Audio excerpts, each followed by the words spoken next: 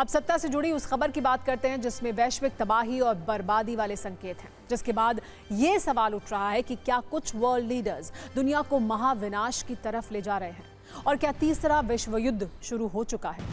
Kremlin से जुड़े एक बड़े रणनीतिकार और पुतिन के करीबी ने चौंकाने वाला दावा किया है, तीसरा विश्व युद्ध शुरू हो चुका है। पुतिन के रणनीतिकार दिमित्री त्रेनिन ने बयान के बाद पूरी दुनिया में वर्ल्ड वॉर वाला डर अब ट्रेंड कर रहा है। दुनिया ने अब तक विनाश के कई चैप्टर्स देखे हैं। विश्व युद्ध वाली कयामत 2 बार पहले भी आ चुकी है। पहला विश्व युद्ध 1914 से 1918 तक चला था। तब उसकी वजह थी साम्राज्यवाद और विस्तारवाद। इसमें लाखों लोग मारे गए थे।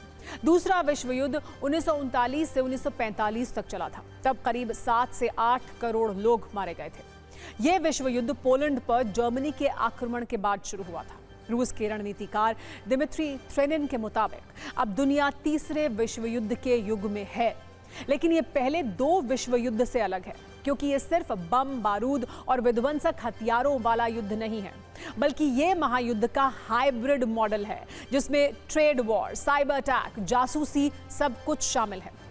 पिछले कुछ दिनों से वर्ल्ड ऑर्डर में एक अजीब सी उथल पुथल मची हुई है। कहीं बारूद बरस रहा है, कहीं आर्थिक प्रतिबंध है, तो कहीं साइबर हमले हैं। इस सब के बीच अमेरिकी राष्ट्रपति ट्रंप ने पुतिन को धमकी देते हुए सिर्फ 50 दिन का वक्त दिया है। कहा है 50 दिन में अगर पुतिन ने युद्ध खत्म नहीं किया तो रूस पर 100% टैरिफ लगा दिया जाएगा। यही वजह है कि क्रेमलिन के रणनीतिकार ने इसे तीसरे विश्व युद्ध का आगाज बता दिया है। उन्होंने साफ साफ कहा है कि इस तीसरे विश्व युद्ध के परिणाम भी उतने ही भयानक हो सकते हैं जितने पहले 2 विश्व युद्ध के हुए थे। ट्रेनिन का तर्क है कि युद्ध अब यूक्रेन तक ही सीमित नहीं रहेगा।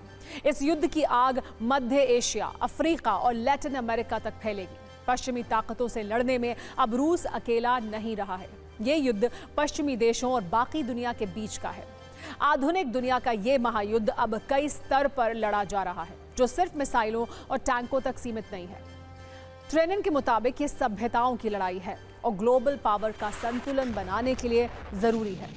उन्होंने कहा कि यह महायुद्ध लंबा चलेगा, जिसके बाद नया वर्ल्ड ऑर्डर तय होगा, जिसके लिए तीसरे विश्व युद्ध के 3 एपिसेंटर तैयार हो चुके हैं, जहां से दुनिया 2 हिस्सों में बंट सकती है, तबाही शुरू हो सकती है। इसके लिए तैयारी हो रही है। फिलहाल जिसका केंद्र है चीन, जहां ईरान और रूस के विदेश मंत्रियों ने मुलाकात की है। अमेरिका और नेटो का मुकाबला करने के लिए एक नया गठबंधन तैयार हो रहा है। इस महायुद्ध का पहला सेंटर बन सकता है पूर्वी यूरोप, जहां रूस और यूक्रेन करीब 3 साल से जंग लड़ रहे हैं।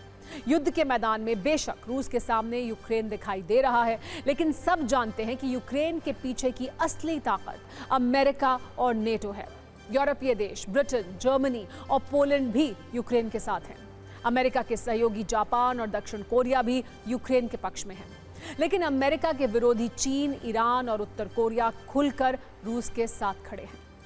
महायुद्ध का दूसरा मोर्चा है पश्चिमी एशिया, जहां इजराइल और ईरान आमने सामने हैं। इसके अलावा गाजा में पिछले करीब 2 साल से इजराइल के हमले जारी हैं। इस युद्ध में भी सबसे अहम किरदार अमेरिका का ही है, जहां उसका मुकाबला ईरान से है, लेकिन ईरान के साथ पुतिन और जिनपिंग हैं। तीसरा फ्रंट है चीन और ताइवान। चीन की आक्रामकता के खिलाफ अमेरिका खुलकर ताइवान के साथ है। दक्षिण कोरिया और जापान भी ताइवान के साथ हैं। दूसरी तरफ यहां भी चीन के साथ रूस, ईरान और उत्तर कोरिया है। 2 मोर्चों पर युद्ध वाला एक्शन हो रहा है। ऐसे में अगर चीन ने भी ताइवान पर हमला किया तो ये लड़ाई अमेरिका और रूस और चीन की सेनाओं के बीच हो सकती है। इस पूरे समीकरण में आप ये समझ सकते हैं कि विश्व युद्ध वाली चर्चाओं के बीच कई देशों ने अपने पक्ष खुलकर चुन लिए हैं। शायद कुछ वैसे ही जैसे पहले और दूसरे विश्व युद्ध के दौरान हुआ था, जिसमें एक तरफ अमेरिका और उसके सहयोगी हैं और दूसरी तरफ रूस और चीन जैसी बड़ी ताकतें हैं। इस टकराव में अब एक दूसरे को सीधी धमकियां दी जा रही हैं।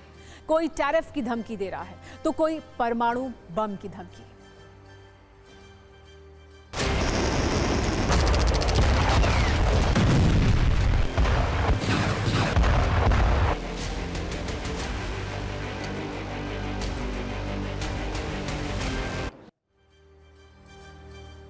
सबसे नई धमकी अमेरिकी राष्ट्रपति ट्रंप ने दी है। ट्रंप ने कहा है कि रूस की अर्थव्यवस्था बर्बाद हो जाएगी और अगर पुतिन अपने देश को बचाना चाहते हैं तो उन्हें तुरंत युद्ध रोक देना चाहिए। वैसे ट्रंप ने राष्ट्रपति बनते ही रूस यूक्रेन युद्ध खत्म करवाने का वादा किया था। ट्रंप बढ़ चढ़कर कहते हैं कि उन्हें अलग अलग देशों में युद्ध रुकवाने के लिए नोबेल प्राइज मिलना चाहिए। लेकिन अब ट्रंप के बोल बदल गए हैं। जिस रूस यूक्रेन युद्ध को वो रुकवाना चाहते थे, अब वो उस जंग को और भड़का रहे हैं। कुछ महीने पहले भले ही ट्रंप ने यूक्रेन के राष्ट्रपति ज़ेलेंस्की को व्हाइट हाउस में बुलाकर डांट लगाई हो, लेकिन अब जो इनसाइड रिपोर्ट सामने आ रही है वो हैरान कर देने वाली है, क्योंकि सूत्रों का दावा यह है कि 4 जुलाई को व्हाइट हाउस के ओवल ऑफिस से कीव को एक कॉल की गई थी। ये फोन कॉल ट्रंप ने ज़ेलेंस्की को की थी। दावा किया जा रहा है कि ट्रंप ने ज़ेलेंस्की से पूछा कि क्या वो मॉस्को में अंदर तक घुसकर मार सकते हैं।